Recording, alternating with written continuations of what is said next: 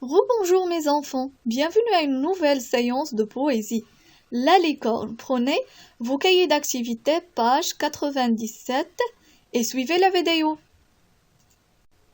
Observez bien cette illustration et dites-moi de quoi va parler le poème à partir du titre La licorne et l'illustration. Bravo!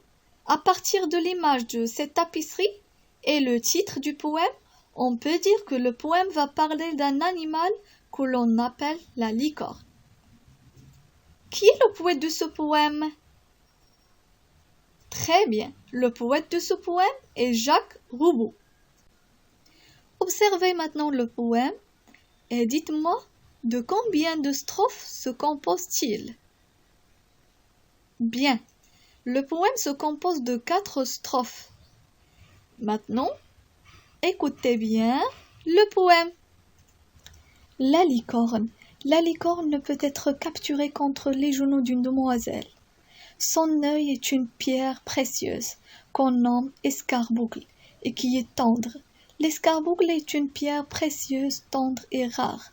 Dans l'œil de la licorne d'où tombe une larme qui mouille la robe de la demoiselle, qui vient de l'emprisonner.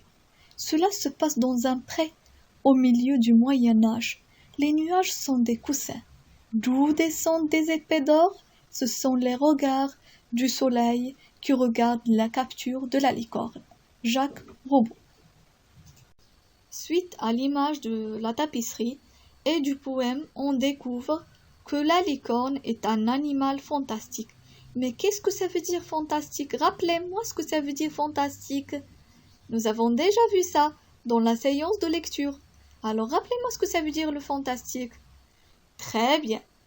Le fantastique, c'est quelque chose d'étrange qui s'applique dans le monde quotidien, où on trouve l'hésitation entre le réel et l'irréel. Revenons maintenant à l'image de la tapisserie.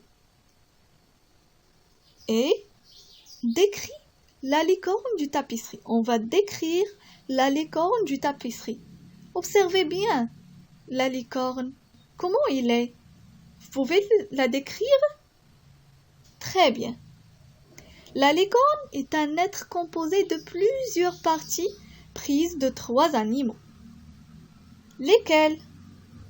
La tête, la première chose, la tête, avec sa barbiche. Les pattes sont celles du chèvre. Le corps tout entier est celui d'un cheval. Et elle porte une corne sur la tête. Est-ce qu'il y a autre chose à dire à propos de la licorne? Comment il est? Bravo! La licorne est blanche, alors que son corps est puissant, et que sa corne pourrait paraître menaçante. Quoi d'autre? Très bien. La licorne a un air doux, et ses pattes avant sont posées doucement sur les genoux de la dame. Maintenant, relevez dans le poème les verbes que vous pouvez mettre en rapport avec la tapisserie.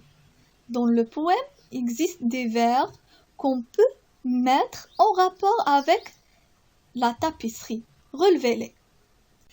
On peut organiser les verbes qui ont en relation et en rapport avec les détails de la tapisserie dans un tableau comme suit. Le premier verbe contre les genoux d'une demoiselle. Il a un rapport avec les détails de la tapisserie. Les pattes avant reposent doucement sur les genoux de la dame. Le deuxième vers, qui mouille la robe de la demoiselle, il a un rapport avec la longue robe de la dame à la licorne. Le troisième vers, cela se passe dans un pré.